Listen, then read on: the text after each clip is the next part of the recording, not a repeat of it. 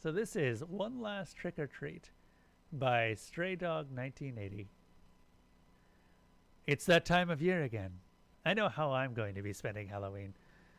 Same way I have for the past 2 years, slowly nursing a beer in the bar, watching the glass sweat on that smooth, wet wooden counter, staring at it till it goes warm in my hand.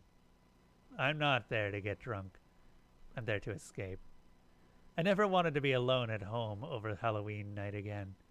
I promised the deputy I wouldn't talk about that night. The town doesn't need it. Hell, I even deleted the video. But now, with Halloween around the corner, it all comes back. Well, small town law enforcement doesn't care too much about Reddit, much less r/no sleep. I live in a small house at the end of the lane. Another nondescript house down a row of its sisters. Prefabricated mostly. Far enough off the beaten path to be cheap, not so far as to be rural. But close. Pretty damn close. I didn't expect many kids to call around trick-or-treating come Halloween. It's a long road, and most children manage to fill their baskets long before they get to my place. Besides, I quite like the peace and quiet. Halloween used to be a good night to settle down and catch some of the classic horror movies on TV. I kept a couple of bags of candy around just in case some kids actually made it all the way down the lane, but mostly it would be an evening all to myself. I can't quite remember what I was watching that night. Probably because I'd been enjoying an after-dinner beer, and I may have gotten carried away, dozing off after one too many. I woke with a start. My beer had gone warm on the side table, my hand still curled around the can. I winced as I unwrapped my fingers. Something had woken me up. The TV droned on in the background, the senseless drivel of the late-night programming flickering across the room. Maybe it was just some high school kids out after some Halloween party, out on the streets, making some noise that woke me up. I checked the time. Past midnight. I was glad I'd invested in a little security for my house. Just the basics, really. A good camera to cover my front lawn. Motion-activated lights around the front and back. I was trying to make the tough decision of whether to clear up the mess right there and then, or to just kick the can down the road till the next morning, when a loud rapping at the door shattered the silence. The can bounced off the floor, warm beer spraying across the bottom of my track pants. The shock left me too numb to even swear. I had just set the can back upright when the knock sounded again. The arrhythmic rap increasingly impatient, the tempo building as I stepped towards the door. I peered around the edge of the window. I saw nothing but my pale face in the glass. It was pitch dark outside. Why wasn't the light working? The knocking stopped. A tree branch, perhaps, or something else tapping on the porch. The peephole glared at me, that little glass orb suddenly bulging with some half-promised horror. I swallowed. Or I tried.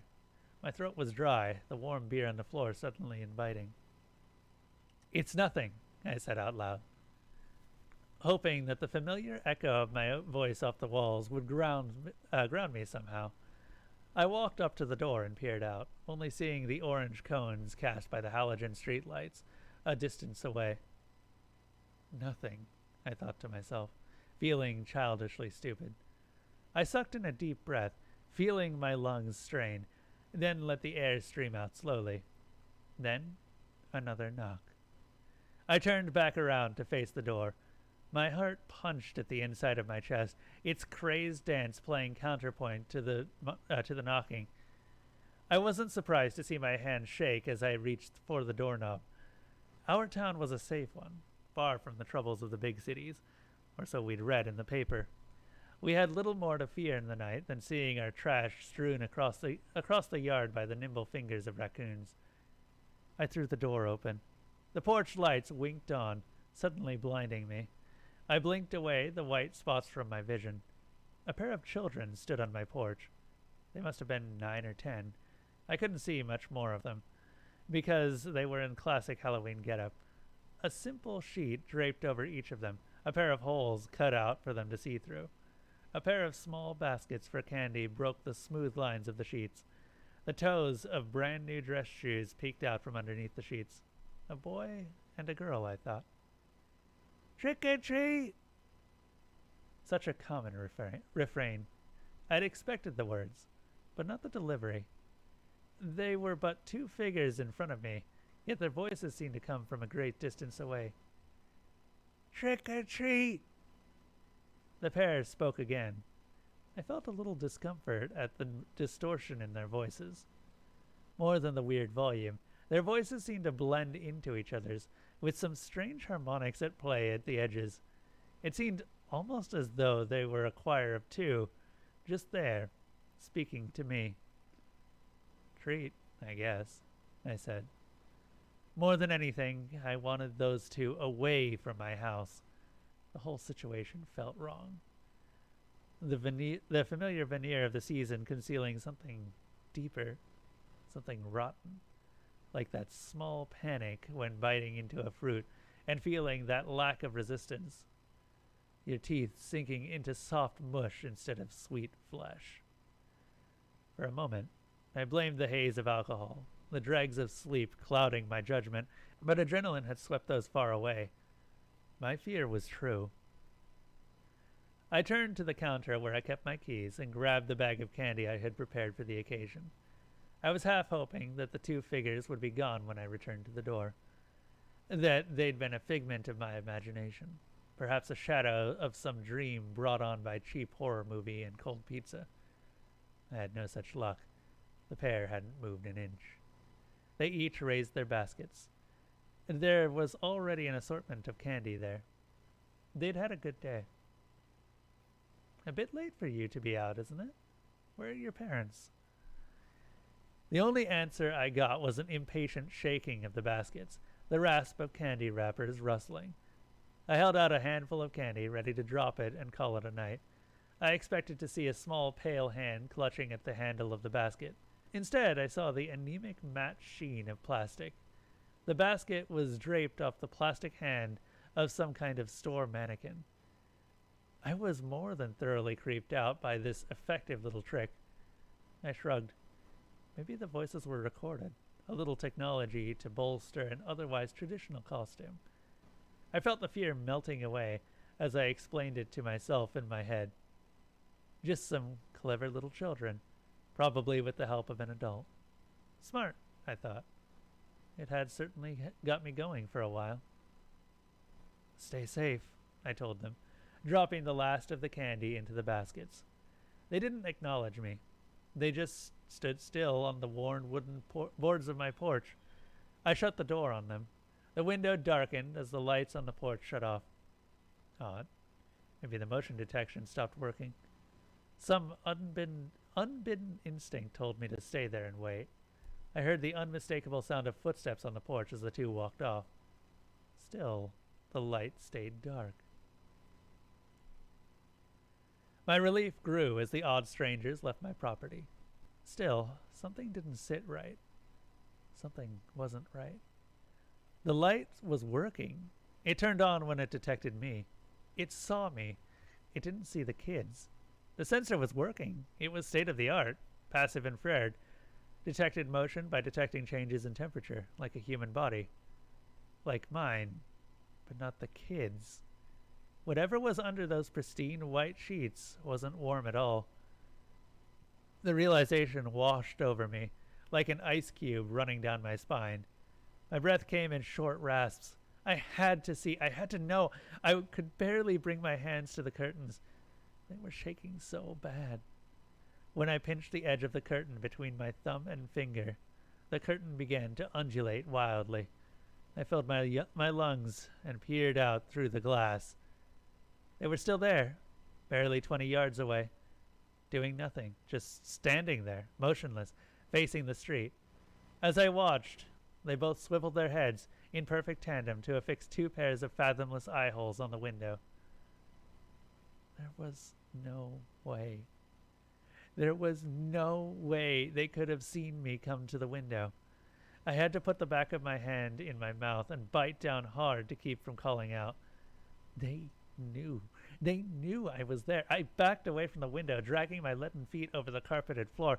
I barely noticed when my heel knocked the can back. The beer leaked out onto the carpet, leaving a widening patch in front of me. I couldn't believe the raw animal fear those two had summoned up in me. Every instinct told me I had to run. Run! Get help! Anything but stay and be trapped in my own house. What could I do? Call the police and tell them that I was scared of two little children trick-or-treating? Call one of my friends past midnight and ask them to come over like a little boy crawling to his parents' room after a nightmare? The situation was ridiculous. My mind told me so. That there had to be a rational explanation for everything. But I could not explain away the light, fluttery feeling in my stomach. I could not rationalize the prickly lump at the back of my throat. They'd only said 3 words to me in those unearthly tones. Who knew how cold those lips were? I shut the door to the kitchen, the sound echoing through the empty house. I turned my chair to face the front door, and then I waited, white-knuckled, for the dawn to come. I must have fallen asleep sometime during that long, cold wait, not daring to move from the chair, paralyzed with fear that one of those shrouded children would appear in my window, or worse yet, behind me. But even that manic store of energy wore out as the night wound to a close. I was woken up by a polite knock on the front door. I sat bolt upright, nearly falling off my chair. I stumbled to the door, a hint of the dread from a few hours ago still lingering like a stale funk in the air. I checked the peephole again. This time I was confronted with the well-scrubbed face of one of our town deputies. We'd been to school together. It was that kind of smallish town where you'd know almost everybody your age if they had a history there. He was an earnest man, tough but fair. "Good morning, officer." "Good morning," he replied. The sour look on his face told me that it was anything but that. His nose twitched as he took in the stale, sour smell of beer steaming off the floor in the morning sun. "Had a good night last night?" I thought back to the night before. No, I didn't. The lawman was quick to see the fleeting shadow of doubt wash across my face. He pressed home his advantage. "You care to explain why you stole 2 mannequins from the store, dressed them up, and put them on your lawn?" He shifted to the side, and past his door-filling bulk, I saw 2 familiar shapes on my lawn. My lungs wouldn't fill with air. They were still there. They'd been there the whole time. "You okay, buddy?" The big man leaned in, blocking my view, and steadied my shoulder with one of his strong hands. I brushed his hand off and lurched out into the yard, mindless of the freezing dew on my bare feet. The pair stood there, the draped sheets joining in between them. They were holding hands. The 2 of them were holding hands. I brought my palm down gingerly on the head of the one nearer to me. Hard. I felt hard plastic. I whipped the sheet off with one smooth motion. I gave a strangled cry as I stared into the empty green eyes of a child mannequin. I backed away. Too quick. I ended up on my ass on the cold grass, clawing and scrambling backwards until I bumped into the solid legs of the deputy behind me. He'd been quick to recognize my unease earlier. He was just as quick to realize genuine fear. He hoisted me back to my feet and helped me back into my house. "Mind telling me what that was all about?" He dumped me on my office chair in front of the computer. I tried, but I couldn't force the words out. The deputy sighed and settled onto my couch, wrinkling his nose at the empty beer cans on the side of the table. He leaned forward. "First call of the morning after Halloween, and I'm chasing down some bullshit break-in to a store in the middle of a town. Now, I've got you hungover and scared shitless from a damn pair of dolls on your front yard. What I know is someone got into a store, smashed up the glass, stole sheets and a couple of mannequins. Bloody kids again. Except the glass." The lines on his brow deepened. I watched his Adam's apple bob up and down. "The glass was on the outside of the shop only. Damnedest thing. You've got a camera on your yard, don't you?" I nodded, dumbly. "Let's say you give me another 10 minutes of your time, tops. We go through that footage. I see who put those things on your lawn. Then I'll be out of your life, hopefully for good." I turned to face my computer and called up the stored videos on my hard drive. They were all transferred by Wi-Fi. Convenient for the time I bought the cameras. Just put on double speed backwards. We'll see who set them up here soon enough. I hit the reverse play key and upped the speed. I saw the two of us scuttle from the house to the lawn and back again. Then the first rays of the sun retreating from the grass, pulling back over the pair of figures until they were back in darkness. The two of them stood there, motionless for the longest time.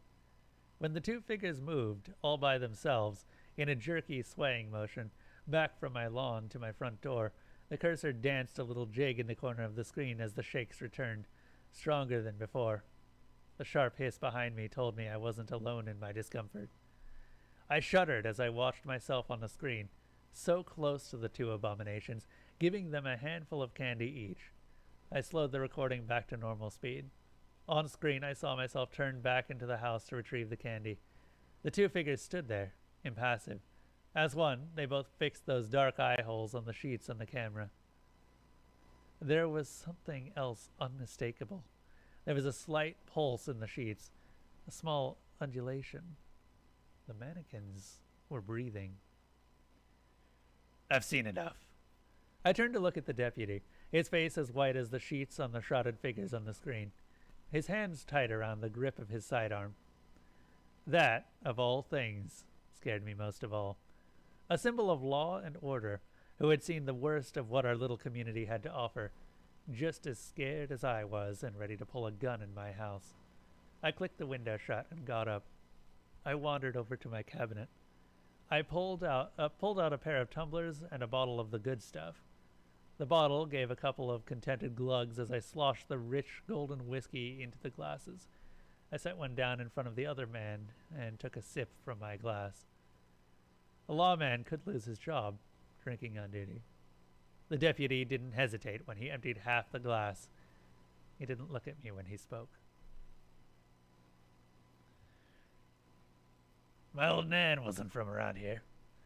She was back from the old country, across the sea. She hated Halloween. Said there were things out that night that weren't meant to see the light of day. One night a year, she told me. For one single night, some things were set loose. The candy and costumes were a new thing. Back in the past, on All Hallows' Eve, good folk crossed themselves and prayed and stayed in. Whatever's on that recording, it's not what our town needs. You understand? Dumb high school kids, I said, the lie taking shape and form in my mouth.